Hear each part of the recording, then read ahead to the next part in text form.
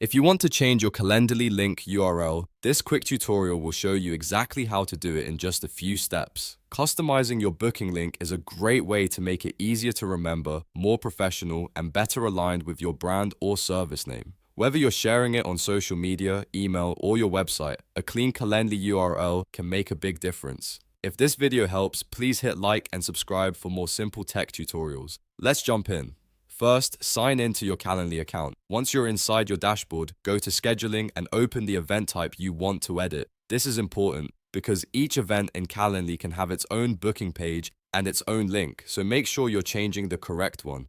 After you open the event, scroll all the way to the bottom of the page and look for the More Options area. Calendly sometimes places advanced settings in the lower section, so take your time and look carefully. Once you find more options, click it to reveal additional settings. Now look for the Booking Page option. This is where Calendly lets you customize the public page for your event. Inside this section, you should see the field where you can edit the slug for your event. The slug is the part of the URL that comes after your Calendly username, and this is what you'll change to create your custom link.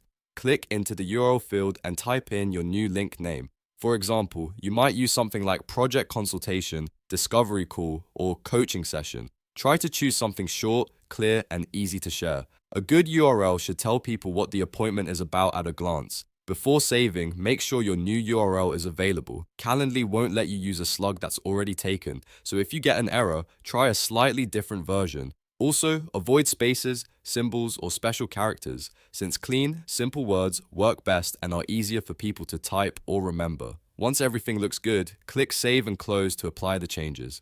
This step updates your booking page link immediately, so your new Calendly URL should now be live. To make sure it worked, open the updated booking page and test the new link. Confirm that the page loads correctly and that the URL matches what you entered. This final check is a smart habit because it helps you catch any mistakes before you share the link with clients, customers, or teammates.